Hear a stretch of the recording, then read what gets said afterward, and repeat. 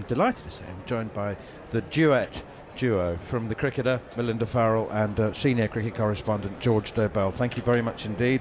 I'm sorry to be depriving you of the lamb curry, but I've already had mine. I got in early. Okay, good on you, Mel. George, I'd like to start with you. Really interesting piece, as always, about Ben Stokes, and saying that he needs to be protected from himself. Harmy and I were having a chat, Steve Harmison and I, yesterday evening, about the Stokes phenomenon, and this has been a truly epic Test match for the England captain. The gist of, I think, of your point was that he needs to be protected from himself, and England's grand plan and grand design may be its Achilles heel, maybe its strength, and that is Ben Stokes. And Harmy was saying, yeah, it's a difficult one though, because what is he? He's an all-rounder who wins Test matches with the bat and the ball. That's what he does. That's what he loves doing. And it must be quite hard to say, we need you to do a bit less of it. Yeah, that's exactly the problem, isn't it? That's exactly the problem. England need him. They're addicted to him. And you can see why, because he is a wonderful cricketer. I mean, he was getting the old ball to do things that England's other seamers couldn't do with the new ball. And he looks in constant pain. I mean, there were moments there where he was yelping as he delivered and the batter was shouting no, and they were kind of echoing around the ground. He looks in constant pain. I mean, he's an inspiration to watch. But yeah, I really worry for him, and England are half the side without him, and it would be really nice if other players were able to step up and fill the void sometimes. But we've been saying this for 10 years or more, haven't we? He's an absolutely amazing cricketer. Melinda, where do you stand on workload management? I mean, there are those who say, it's maybe a bit uncharitable, but those who say, well, Jasprit Bumrah is a fast bowler, that's what he does. How can you arrive and say, well, I'm only going to play 3 out of the 5 because my workload needs to be managed? In some ways, it's a bit self-defeating. Same with Ben.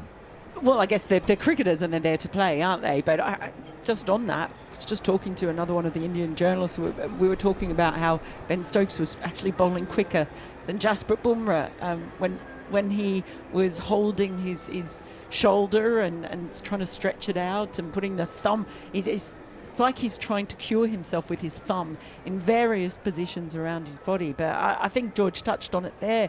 The thing is, when you've got wonderful players like that, you still need others in the team. You say, maybe do a bit less, and difficult to be asked, but you've got to ask your other players perhaps to do a little bit more.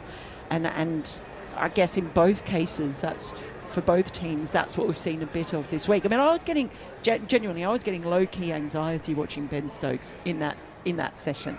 It was so stressful to watch, but at the same time, absolutely compelling, that battle between him and Shubman Gill, two great captains going at each other like that. Do you remember, and I can't remember which Olympics it was, do you remember Seb Coe pulling out of either the 800 or the 1500 because he had a mild virus? He was favourite in the 800, wasn't he? And he won the 1500. Yeah, and then he won a silver or bronze in the other. I might be in another Olympics. Maybe people could email in and tell us. He pulled out of one of them because he had a virus, and he gave an interview and he said, look, I'm not at death's door or anything, but I know that I'm not going to be able to compete at the level that I would need to win a gold medal, and therefore I'm going to save myself for this other race. Bumrah could no doubt, and Stokes and all these other people could no doubt get through at 80%. Well, that's not what we're after, is it? I think people have to understand these are incredibly well fine-tuned athletes, and we want them to be at their very best and produce that incredible, fast, skillful bowling, and not just eke out a career. And we've seen, someone was saying to me actually just on Twitter just now about Ian Botham used to go back to Somerset and play loads and loads of overs. Well, I remember that as a Somerset supporter, and I remember him hurting his back, I think playing in the Parks in a properly meaningless game in the early 80s, and actually he was never the same. If you look at Botham's career as a bowler, he's probably on the downhill from 82, and it was playing too much cricket. So I think we have learned some lessons, but the pendulum swings and sometimes it swings too far, and at the moment I'm not sure that they do play quite enough. But that's not really the case with Stokes and Bumrah. They're special cricketers who are coming back from quite serious injuries, and they do need to be looked after. And England are a hell of a predicament with Stokes because they need him all the time. But they're half the side without him. And to see him yesterday on the pitch, even in the field, he looked in pain all the time. It looks to me as if he's got 2 injuries, and let alone worrying about the Oval, I worry about the Ashes. Yeah, I really do. He's joined a number of extremely elite clubs. The first English captain to score a century and take a 5-wicket haul, and he's alongside Sir Garfield Sobers and Jacques Kallis with 7,000 runs and 250 wickets. But he's not interested in personal milestones, Melinda, normally.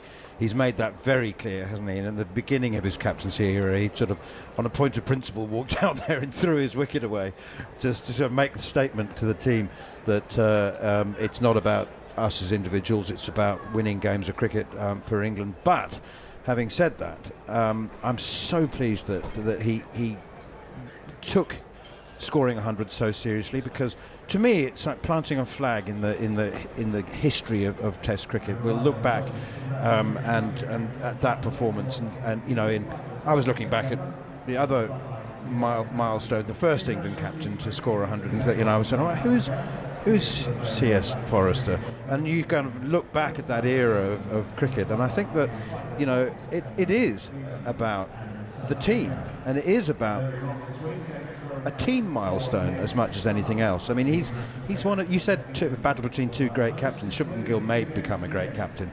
Stokes is already, isn't he? We can say that absolutely categorically. He certainly is. He just elevates the game to a different level, and I've always said he's the kind of player who at times seems to be able to bend the game to his will, and there aren't many cricketers that you get that feeling around. I thought that that innings yesterday was incredibly important, well beyond the milestone. It's the first time that I've seen him bat fluently, certainly since he came back from his surgery. And while he's been bowling brilliantly all summer, it's almost looked like he's been fighting himself when he's at the crease. And I think that's probably just because he hadn't played enough cricket, he hadn't batted enough since he came back. There was one shot he played when he was in the 80s off Mohammad Siraj, where he drove, he just absolutely creamed the ball through the covers on one knee, held the pose with the bat above his head, and that is the first time since he's been back that I was sitting there and I just went, he's back, baby, he's back. And it just was that moment, and then to see him go on, and all of a sudden, particularly once he passed that 100, you started seeing him be, you know, that whole idea of bending the game to his will kind of thing. I hadn't seen him bat like that for a long time. At Headingley, I saw something I had never seen before. And when he was out there batting, I think it was the first innings, India was setting fields to keep him on strike. They were basically giving him the single at the end of the over. And I'd never ever seen that before. So to see that turnaround, it goes beyond the milestone. It's absolutely special. I mean, to be one of 3 cricketers to have scored more than 7,000 runs and taken more than 200 wickets in the rarefied company of Jacques Kallis and Sir Sobers as well. Like, that's incredible, isn't it? And I just think to see him bring those 2 things together, along with his captaincy, I agree with George. They're half the side without him. They can't rely on him, though. They've got to find other ways for everyone else to be making those contributions and really step up to support him and prevent him from wanting to keep going and breaking himself.